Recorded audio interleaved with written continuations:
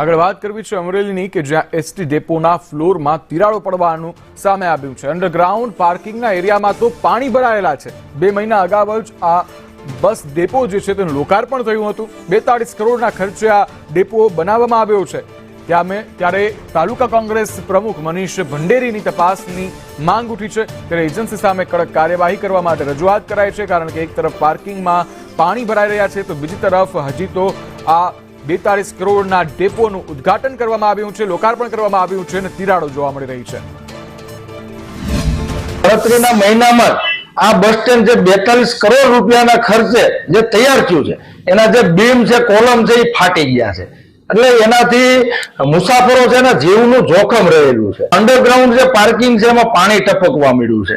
આગળ જે bus stop ઉપર જે પ્લેટફોર્મ ઉપર જે બસો ઉભી રહે અને એ જે આરસીસી નું જે આખું આગળનું જે ગ્રાઉન્ડ છે એમાં અમુક જગ્યાએ તો તમે કાર કે બાઇકની ચાવીથી તમે ખોતરો તો આરસીસી અમુક જગ્યાએ ઉખડી જાય છે। મારી સરકારને નમ્ર વિનંતી છે કે આ એજન્સી જેને કામ સોંપ્યું હતું, જેને કામ કર્યું છે, એને જે કામમાં જે બેદરકારી દાખવી છે, બેફામ જે ભ્રષ્ટાચાર આચરો છે, નબળી ગુણવત્તાનું જે કામ થયું છે, એની તટસ્થ તપાસ કરવામાં આવે।